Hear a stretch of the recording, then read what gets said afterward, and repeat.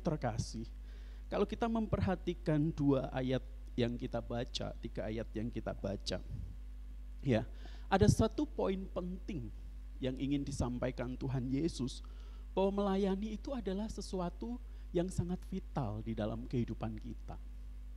Melayani adalah sesuatu yang sangat vital di dalam kehidupan kita, ya.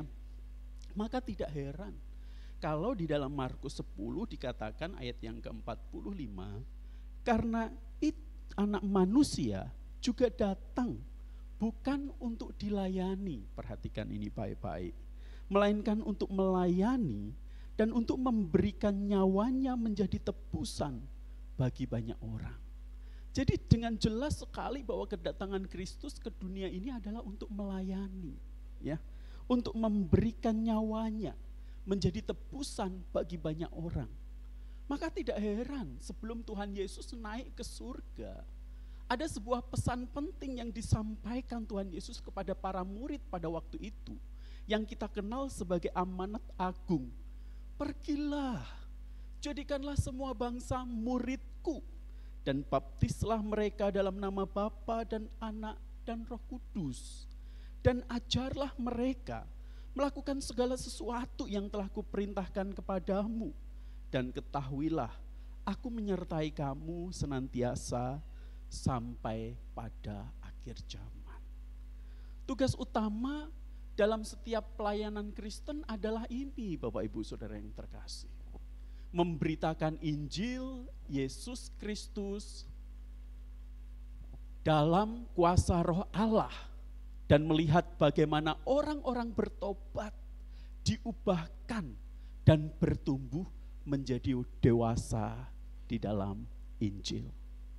Nah, berkaitan dengan pelayanan ini atau berkaitan dengan pelayanan, ada satu momen yang saya tidak bisa lupakan. Mungkin sampai nanti saya meninggal, momen ini akan menjadi momen yang selalu mengingatkan saya tentang pelayanan. Ya, saya pernah ceritakan kisah ini. Waktu itu saya adalah seorang mahasiswa teologi yang sedang praktek pelayanan weekend. Setiap Sabtu dan Minggu saya ke Surabaya, dari Malang ke Surabaya, di sebuah gereja yang bernama GKI Darmo Permai, Bapak Ibu. Di situ pada malam itu itu adalah hari Sabtu, ya, bertepatan dengan besoknya mau ada Natal sekolah minggu, ya. Jadi kita latihan anak-anak sekolah minggu sama guru-guru sekolah minggu, latihan drama untuk besok Natal. Nah, ketika habis latihan itu, saya duduk di kursi dan kemudian ada seorang anak pemuda mendekati saya. Dia berkata, "Kak, lihat tuh pemuda yang ada di situ," kata dia. Itu dulu adalah seorang remaja yang rajin sekali pelayanan, datang ke gereja. Bahkan dia adalah seorang ketua remaja pada waktu itu. Sudah lama dia gak datang lagi, Kak. Tumben malam ini dia datang ke tempat ini. Wah, saya penasaran Bapak Ibu, ya. Saya datengin dia, kenalan begitu, namanya si A. Terus kemudian saya bertanya, saya dengar dulu kamu ketua remaja ya di tempat ini. Iya Kak, dulu saya ketua remaja, hehehe, sambil ketawa. Kenapa sekarang jarang muncul ke gereja? Saya tanya, kenapa enggak terlibat lagi di dalam pelayanan, gitu kan. Dia menjawab dengan sebuah jawaban yang sangat sederhana sekali. Dia berkata seperti ini, "Kak, sekarang saya sibuk, saya kuliah," dia bilang. "Nggak ada waktu," dia bilang. Ketika mendengarkan itu, langsung pikiran saya berpikir secara logika. Dia mengatakan bahwa, "Kak, pelayanan itu hanya untuk orang nganggur. Orang yang sibuk kayak saya nggak bisa, Kak, pelayanan." Betul nggak? Kalau Anda di dalam dunia pelayanan Kristen di gereja berkata, "Saya sibuk, Kak, nggak bisa pelayanan," Anda sesungguhnya juga sedang berkata, "Kak, pelayanan itu untuk orang nganggur." Orang sibuk kayak saya nggak bisa pelayanan. Kalau pelayanan itu untuk orang nganggur, gak mungkin Tuhan Yesus memanggil para murid di tengah-tengah di mana mereka sedang bekerja. Betul? Simon Petrus, Andreas, Yohanes, mereka lagi ngapain? Duduk-duduk manis kah? Lagi menjala ikan. Matius lagi ngapain? Ngitung duit sebagai seorang pemungut cukai. Tuhan panggil mereka untuk terlibat di dalam pelayanan, ya. Dan mereka meninggalkan semuanya itu. Jadi kalau kita mau memperhatikan sebuah pelayanan yang Tuhan Yesus nyatakan baik kepada para murid pada waktu itu ataupun kita di dunia masa kini, pelayanan selalu dinyatakan kepada kita semua. Ya. Tidak boleh ada alasan apapun bahwa kita sedang di dalam sebuah kesibukan. Ini yang perlu untuk kita pahami bersama. Gak ada waktu saya untuk pelayanan. Kalau kita sampai seperti itu, sesungguhnya kita sedang menodai sebuah pelayanan itu sendiri. Namun yang perlu kita pahami juga, pelayanan itu apa sih? Begitu. Bapak Ibu, ada sebuah buku yang mengatakan bahwa kehidupan pelayanan itu seperti sebuah terali dan sebuah pokok anggur. Ya, kalau kita perhatikan pokok anggur atau pohon anggur begitu, dia akan merambat kalau tidak ada carang atau terali yang akan membentuk mereka akan merambatnya liar begitu, ya kan? Tetapi kalau dibuatkan sebuah terali yang cantik, dia akan merambat dengan cantik dan kemudian akan membentuk sebuah pokok anggur yang begitu cantik. Nah, namun kalau kita perhatikan di sini, sesungguhnya pelayanan itu juga seperti ini, ya. Ada terali dan juga ada pokok anggur. Kalau saya boleh bertanya, mana yang lebih penting? Terali atau pokok anggurnya?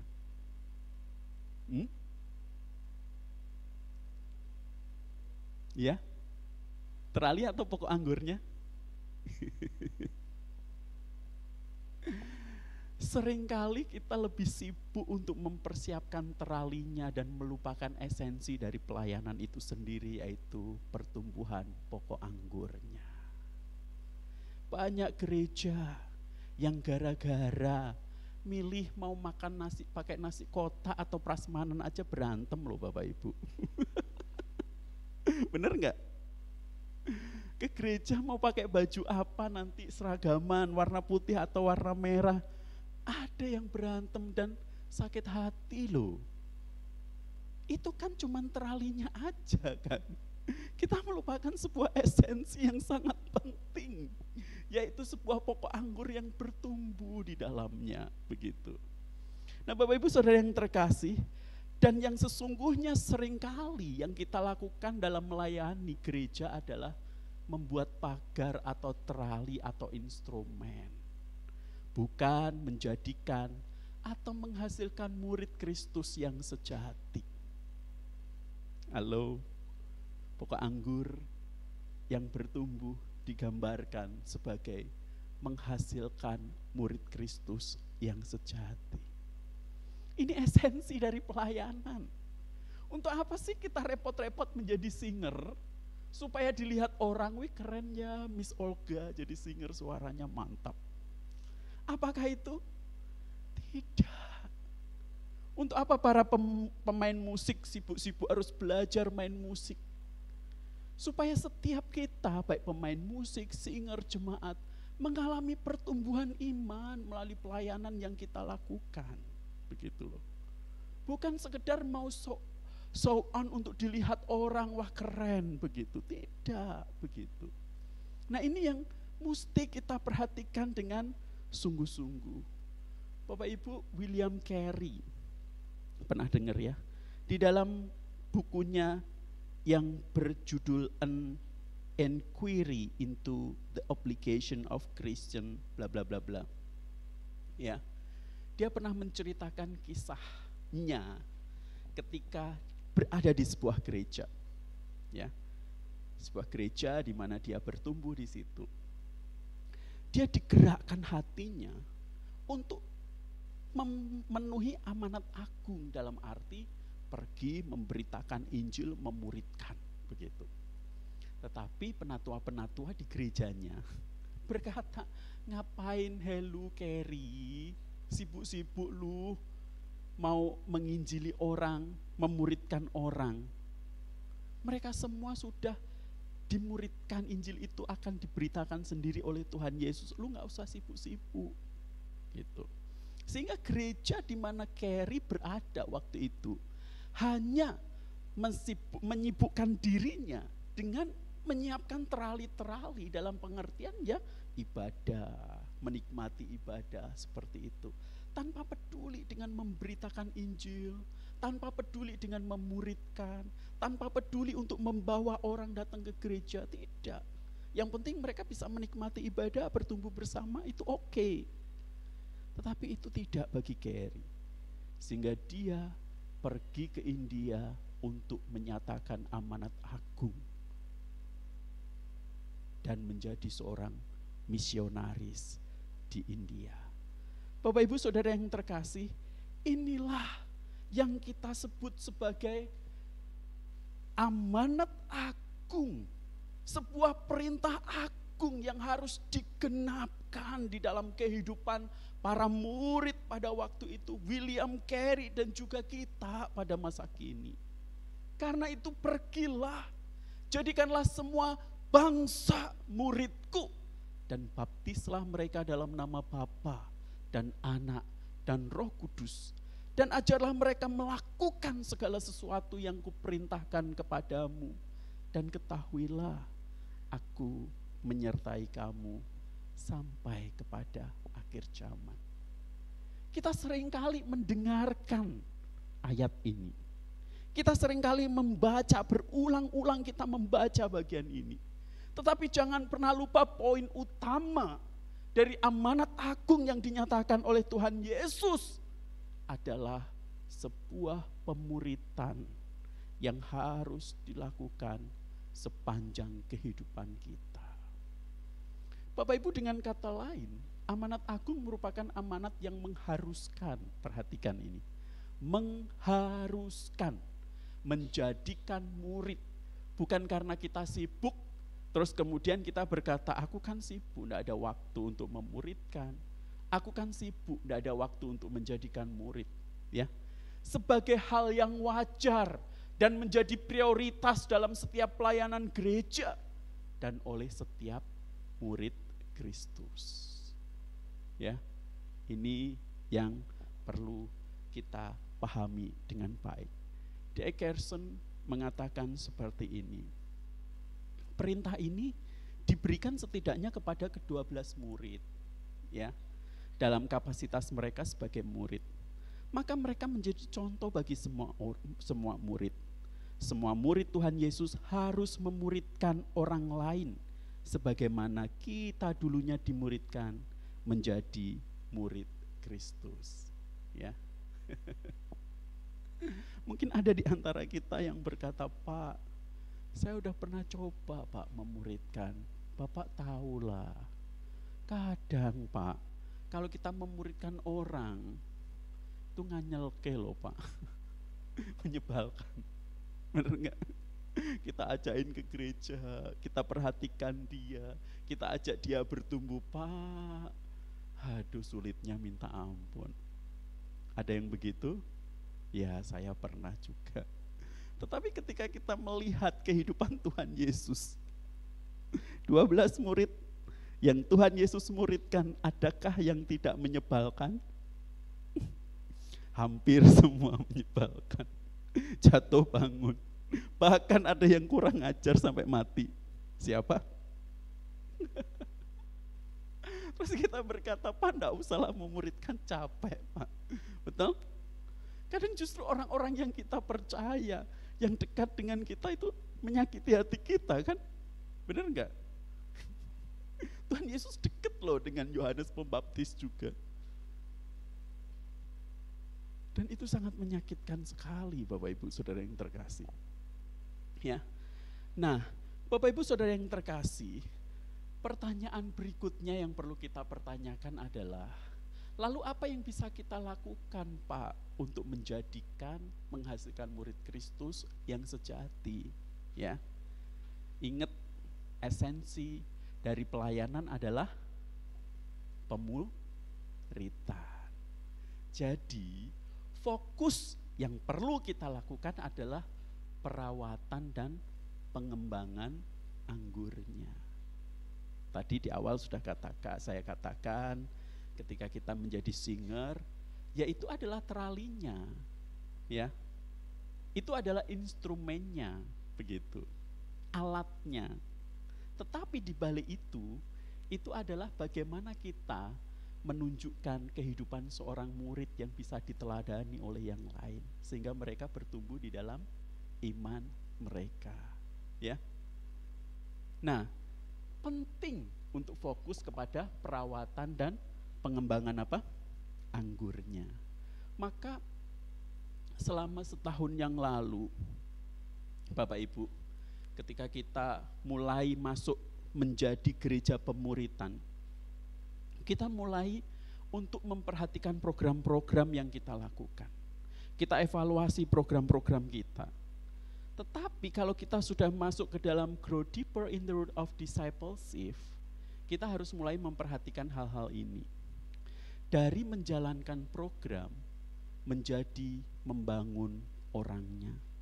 Maka di awal dari rapat bersama pengurus pada waktu itu, saya menekankan bagian ini Bapak Ibu.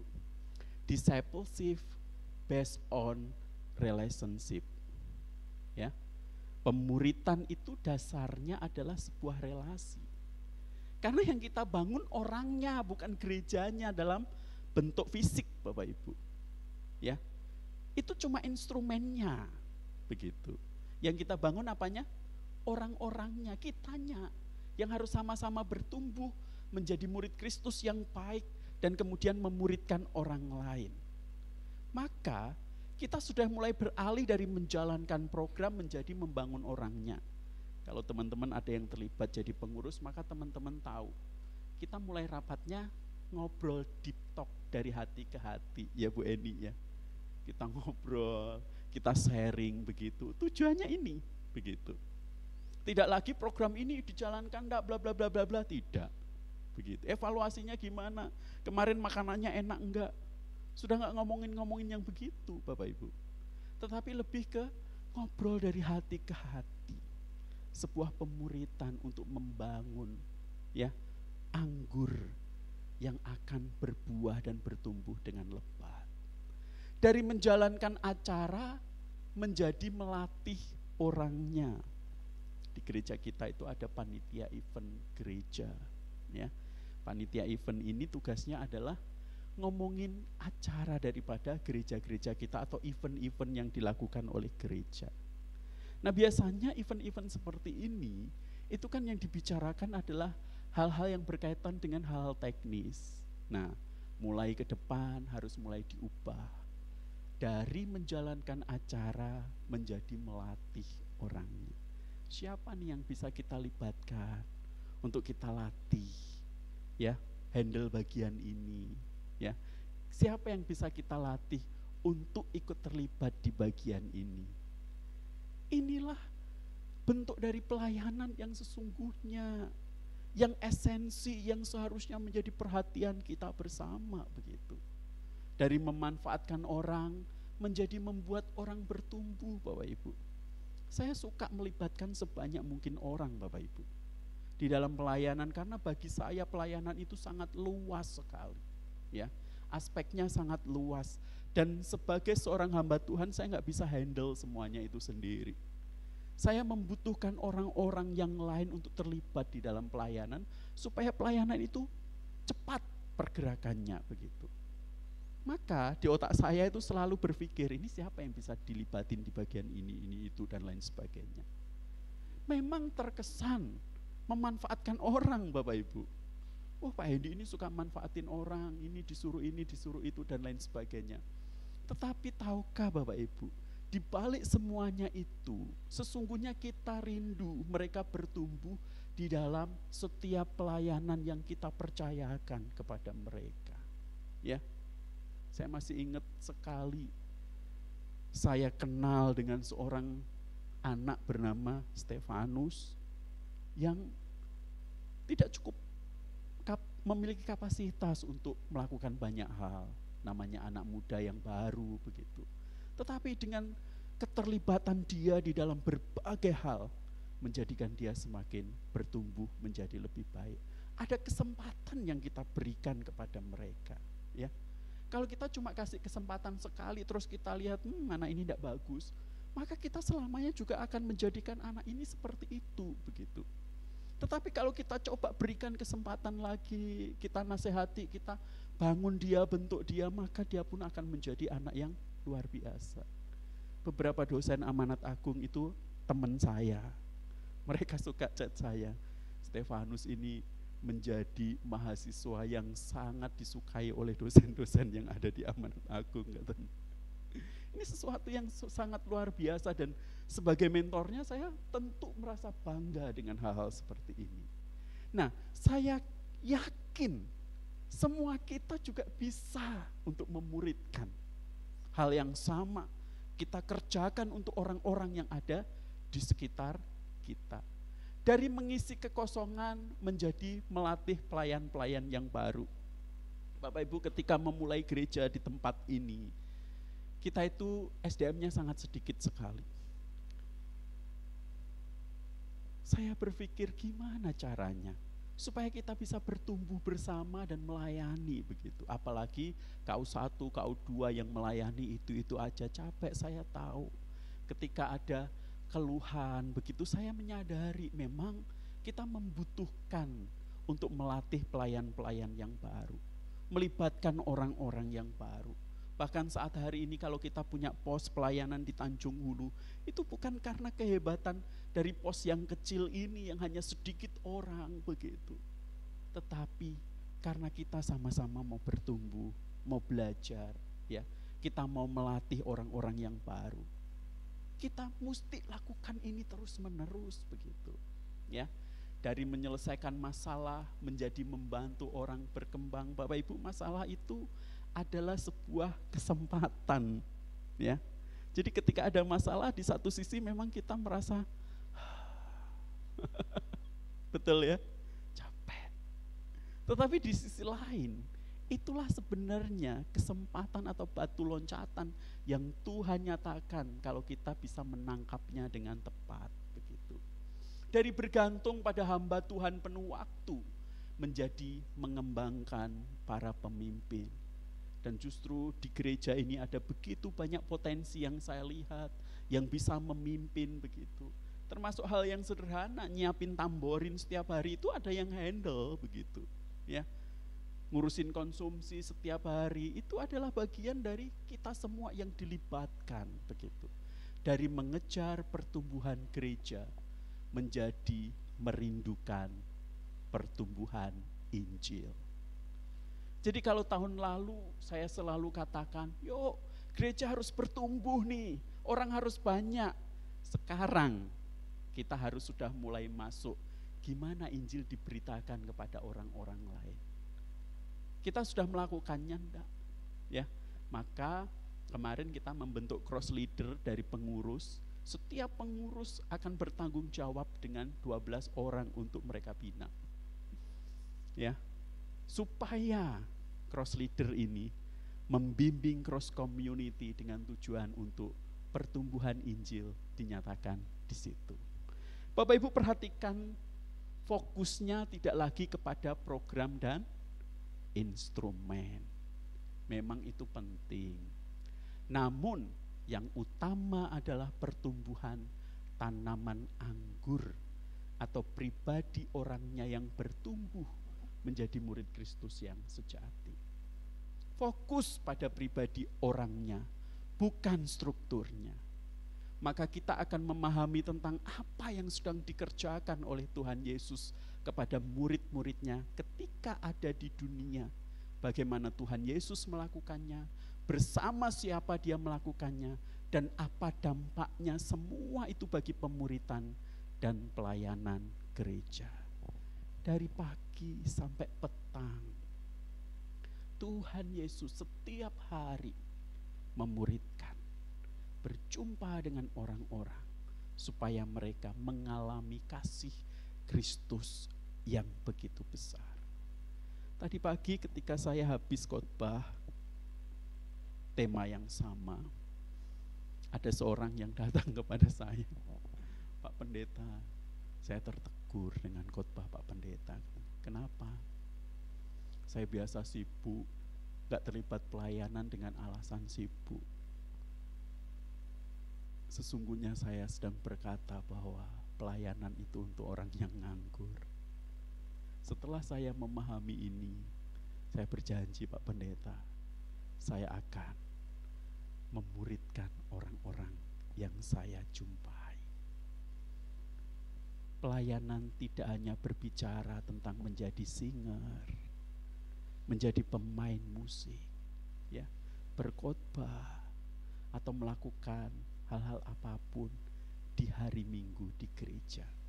Lebih dari itu, pelayanan adalah bagaimana kita memuridkan orang-orang di sekitar kita untuk mengalami Tuhan, ya, menjadi murid Kristus dan hidup bagi Kristus. Mari setelah kita mendengar hal ini, ya, saya mengajak kita, bagi kita yang belum menyadari esensi dari pelayanan ini, setelah pulang dari tempat ini, pikirkan siapa kira-kira orang yang akan saya dekati untuk saya muridkan. Siapa yang bisa saya ajak untuk mengalami Tuhan di dalam kehidupan mereka. Sehingga tidak ada alasan untuk kita berkata, aku sibuk Pak, gak bisa pelayanan. Karena pelayanan itu skupnya sangat luas sekali, ya, dan itu ada di dalam kehidupan kita setiap hari, Bapak Ibu, ya, setiap saat ada di dalam kehidupan yang dekat dengan kita sehari-hari. Kiranya Tuhan menolong kita. Mari kita berdoa.